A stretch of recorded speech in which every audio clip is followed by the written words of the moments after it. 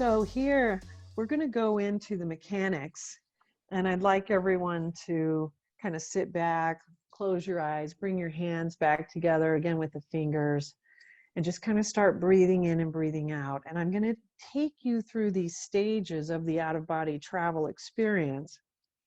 I want you to take an in-breath and an out-breath in between each one, because we're kind of trying to integrate this into your consciousness, your soul, consciously, unconsciously, subconsciously, spirit, which is ether. And so we want this to be kind of coming in from all levels, and we're kind of seeding the experience by doing what we're doing here, creating little energetic seeds. And so start again with an in-breath and an out-breath. So as we move into the mechanics, you will often hear loud, roaring sounds. And these are the sounds of the astral plane. And you hear them in part because the third dimensional vibration is lower than the fourth dimensional vibration, which is the dimension of the astral plane. So your spirit is touching into, moving from third dimensional awareness to fourth, and that's why you hear these loud roaring sounds. And then breathing in, breathing out, you're going to start seeking to enter the vibrational state. And again, the spirit, the frequency of the spirit is higher than the frequency of the body.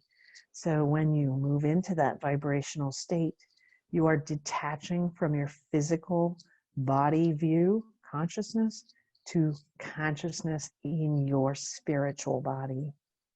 That's what happens when you go into the vibrational state. I'm going to breathe in and breathe out. Then what you want to recognize here, when you're moving here, you want to merge these two states. The vibrational state only comes when you have gone very deep. And this is why you often need to practice for at least 3 hours or many times, not just once, but many, many times. This is part of your daily or regular practice. But when you reach it, you want to maintain the vibration and keep it going at a steady hum. Ironically, you will do this in part through the breath of the spirit. So you can continue with that. So breathe in, breathe out, merging those two states of consciousness. Breathing in, breathing out. When this actually occurs, you're just going to be reveling in these vibrations because they are, it is a very, very unique experience of the soul, and you want to stay there. It's something you want to continue staying in. So as you breathe out, you want to then link to the mind of God. And this is when the mysteries of God descends into the soul. It's not something that you can induce. You must allow it. So as you continue breathing through these vibrations and keeping it at a steady hum, you're wanting to allow this next step to happen. You will suddenly know the answers to all mysteries, and all things will make sense. While you are in this mind of God, linked to it, you will just understand everything. You won't necessarily be able to take it all back with you, but you will remember being in that state and that you felt this and what it felt like to just, for everything to make sense all of a sudden. And you want to rest in that link. Breathe in and breathe out. God's unconditional love will descend at some point here, and you want to allow it. You want to rest in it. You may find yourself overwhelmed a bit. There can be an emotional overwhelm by it because it's so powerful. It can also just be overwhelming just because unconditional love from God is a field of energy. It is a field of being. It's a field of vibration. There is this sudden and beautiful understanding that you are completely and deeply loved in your imperfect state. All of these purifications that you're going through, this is a moment where your soul can really embrace, is accelerating you closer and deeper to the love of God. Take an in-breath and an out-breath.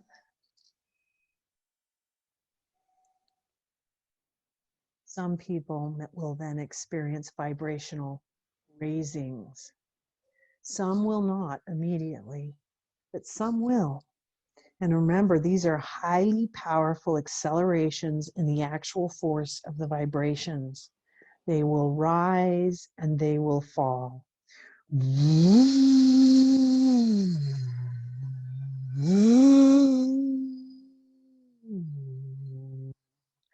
Rising and falling is what they do. They can do this repeatedly, and this is a good thing. It can be uncomfortable, especially in the beginning, but that's because you are literally pushing the boundaries of your consciousness. This is how the vibrations will slowly attain to higher and higher states of knowledge. You'll become more accustomed to it over time. They can be very blissful. At times, though, you can also feel like it's just a real pressure coming through the top of your head, because literally the vibrational raising is intended to accelerate your soul to the highest point that it can attain, because this is how you will slowly move higher and higher in the universe. Don't interrupt it if you can. Allow it to continue. You enter into that vibrational state and you're in vibrational raisings, you do not want to interrupt either of those states if it is at all possible. Allow them continue until they finish of their own accord, and that can go on for minutes and it can go on for hours. It can be very different for different people and at different junctures, and you don't want to interrupt it if you don't have to. If you have to, that's okay. But if you don't have to, again, try to create this environment where you won't have to have any interruptions if possible. And at this point, again, I want you to breathe in and breathe out. And this is a great time to have your hands together, because it is actually during this vibrational state that I was shown to do this, because it helps to increase the vibrational raisings.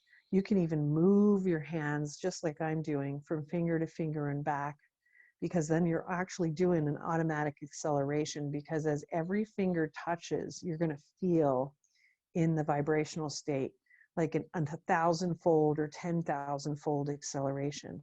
So you can be creating your own engine humming, which is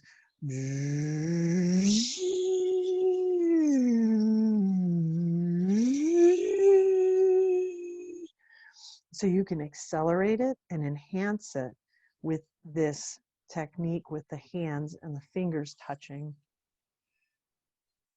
And you may want to then consider rolling, lifting, or willing yourself out of your body. Some people might just lift up an arm to see if, when they do, if the light arm will separate and come out, or if your arm will still physically move. If your light arm comes out, that's a demonstration that you're ready to leave your body. And so You can roll, just roll over.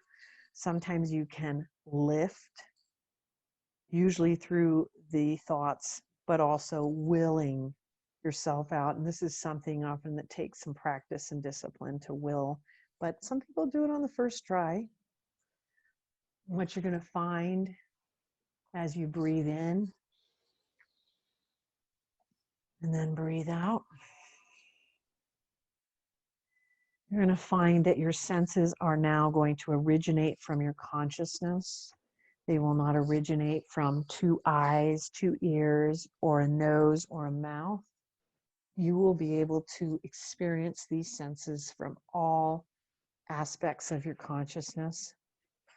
Hearing, smell, and taste will also come from your consciousness. You will communicate with thoughts, not words, thoughts. And the beings that you encounter, if you encounter them in this first phase, will usually communicate to you with thoughts. Even if it appears they are talking, they're often sending you a message through thoughts. When you travel, you will do so with your thoughts. You think of a place or a person, you will instantly go there. If you try to walk, it's like wading in very deep water. You're not going to move very well. You're not going to get far. It's very common to try to walk because that's what we're accustomed to.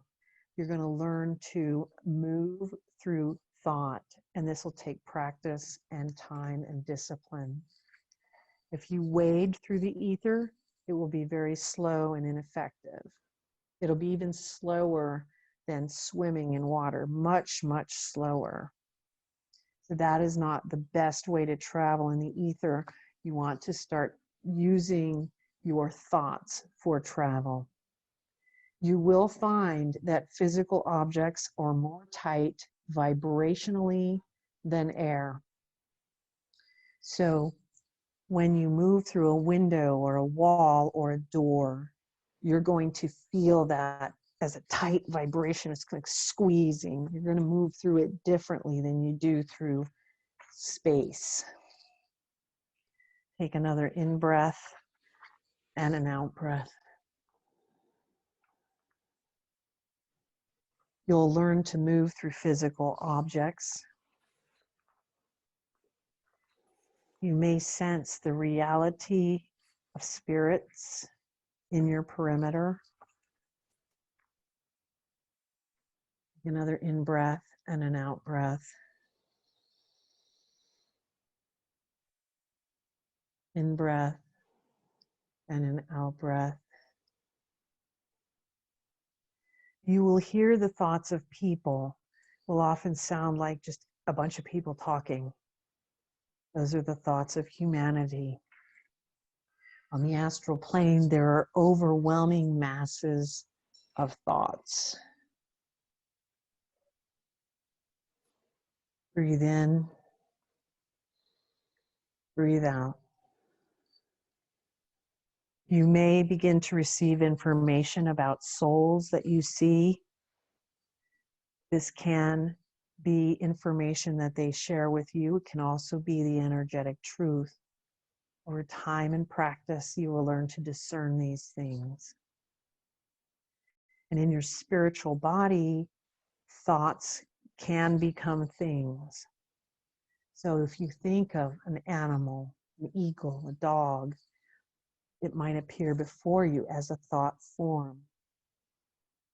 So this is where you're going to see how creation begins to create, is through the manifestation of your thought into thought forms. I want you to breathe in and breathe out. And here you are now ready to bring infinity into your reality and into the world. And this is now the beginning of the true path of purification, discrimination, and discipline. And you have now formed a tool, and this spiritual body that you encompass will now become the tool of your transformation. And you want to bring that with you everywhere you go. So I'd like you to stay here in this space, because now I'm going to be just transferring here. I'm going to throw out some things that come from this book. And again, I would like to recommend, Astral Projection Made Easy, but also Come to Wisdom's Door, How to Have an Out-of-Body Experience, which is going to take you into more detail of all these things we've talked about so far. But we're going to go into the book Out-of-Body Travel and Mysticism, a primer on the basics of out-of-body experiences and energetic law, and out-of-body travel and mysticism. And I want you to kind of listen as I just give you a few little elements from some of the chapters in here that will be helpful as you're moving forward from where you are now, out of your body and ready to bring infinity into your reality. And so you're going to start being taught here basic concepts of spirituality and energetic hierarchies in the universe. And I want to just read from this chapter that talks about this, and it reiterates everything we're talking about with the purification pathway. One of the fundamental conditions of attaining it is the complete elevation of the moral life, including the absolute control of all passions and desires, the abandonment of worldly ambitions and hopes, and the attainment of an unruffled peace of mind. But the dawning of the supraconsciousness which can reveal this truth does not even so depend entirely on our own efforts. There is something like divine mercy that must be awaited. This self can only be realized by those to whom it reveals itself.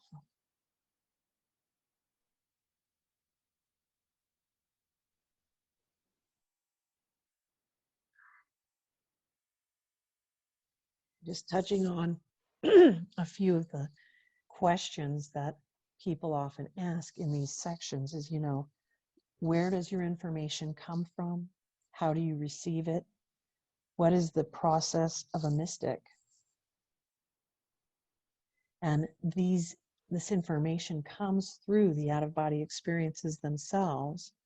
And so when you enter into this deep level of consciousness, the energy of my spirit's vibration and yours will overtake that of the physical, and both you and I can proceed into what is called that vibrational state. And at that juncture, you can leave your body and travel not just to the overlapping realms, but to infinite realms. And a lot of the information also comes from the ancient sacred texts from throughout the world and the ages in every world religion. And so the things that you're learning about haven't just happened to me, they've happened to thousands, came long before me.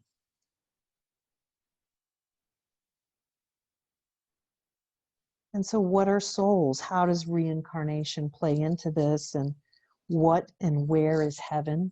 And what are the galactic heavens? Well, the spirit is a higher frequency of ethereal substance. Spirits contain within not only the blueprint of our current physical body, but also of every structure we've had in the past. We have the patterns of higher aspects of ourselves within that soul. And reincarnation plays into this in that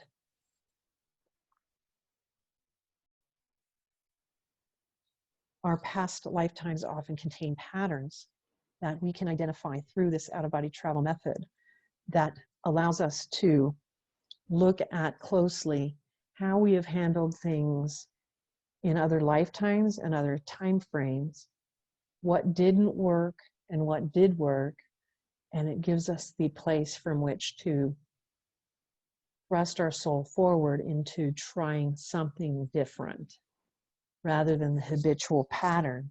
So reincarnation plays into it because we are dealing with repetitive cycles of time, habitual vices, habitual behaviors.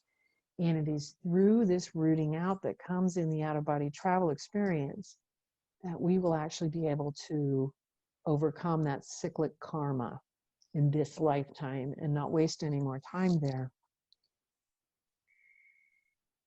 Heaven is generally, people look at it as one place, but there are many infinities of heavens. And the galactic heavens is one of the realms wherein we experience some of the heavenly realms. And it is a very beautiful place in the stars where the souls of not just human beings go, but the souls of people and beings from other worlds, extraterrestrials. You can travel to the heavenly realms when you go through a black hole in space. You can travel through what is called a star tunnel.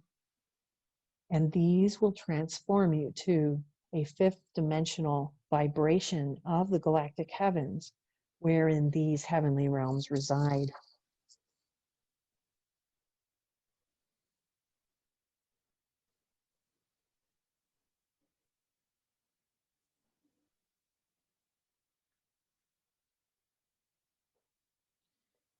So what are the energetic hierarchies in the universe? The hierarchies in the heavenly spheres and the lower have to do primarily with energy, status, and function. And these three qualities are then further delineated by the differing purpose between heavenly beings.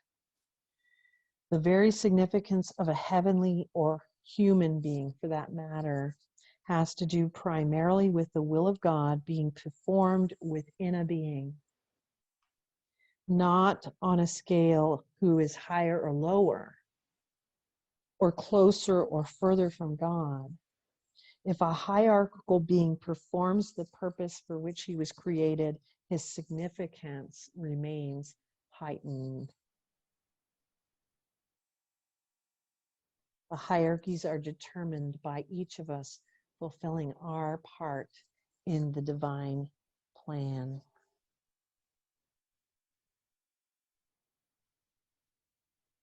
Some people want to know, how are all the paranormal phenomenon interrelated?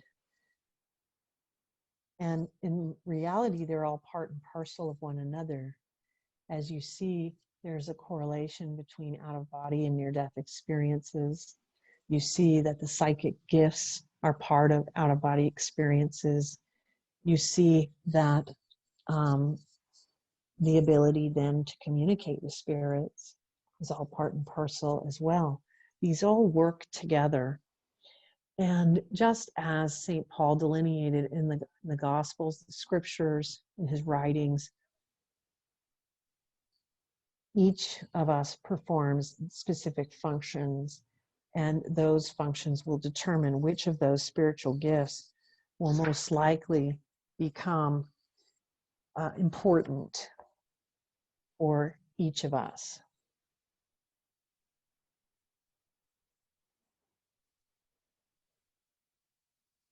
And so as we continue to move,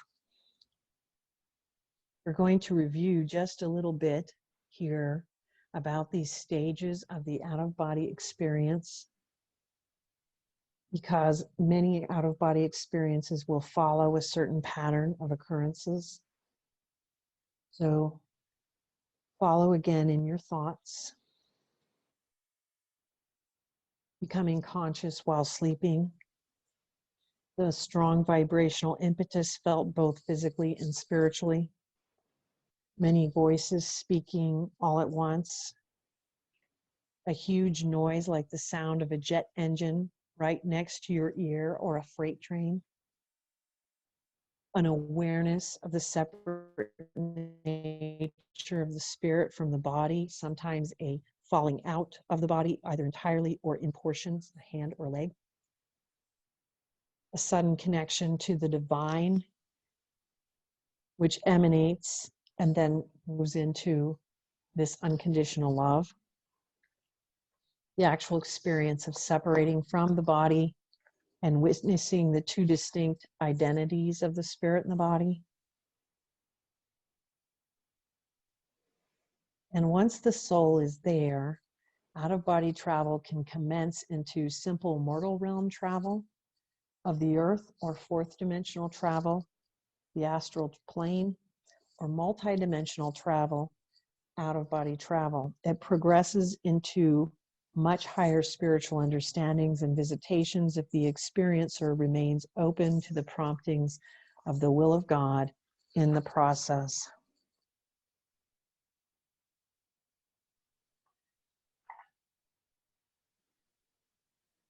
So speaking also then of mystical and out-of-body travel in theology and practice, just a little thing I pulled out that I wanted to share with all of you.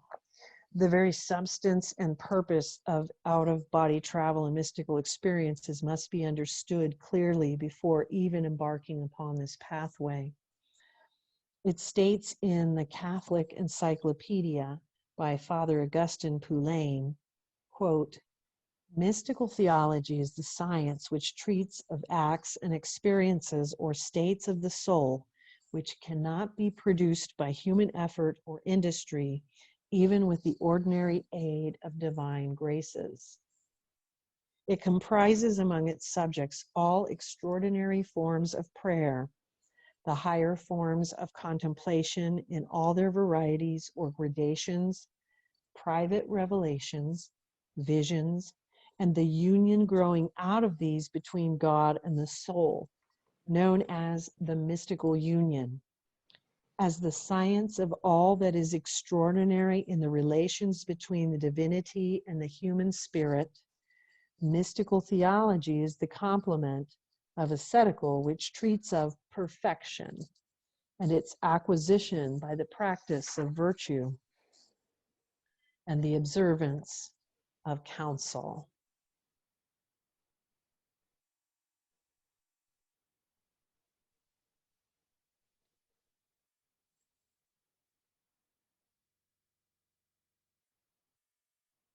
And so let's talk just a little bit here about the mechanics of existence as revealed through out-of-body travel and mysticism into the universal sphere of realms. This is something that many travelers will be given as a gift. Oftentimes, you'll be given what looks like a star map. Sometimes it'll be given like a little star map that floats above your hand. And within it, you're seeing the universal sphere of realms. It's literally like a holographic, three-dimensional, four-dimensional, five-dimensional image of the universe as we know it.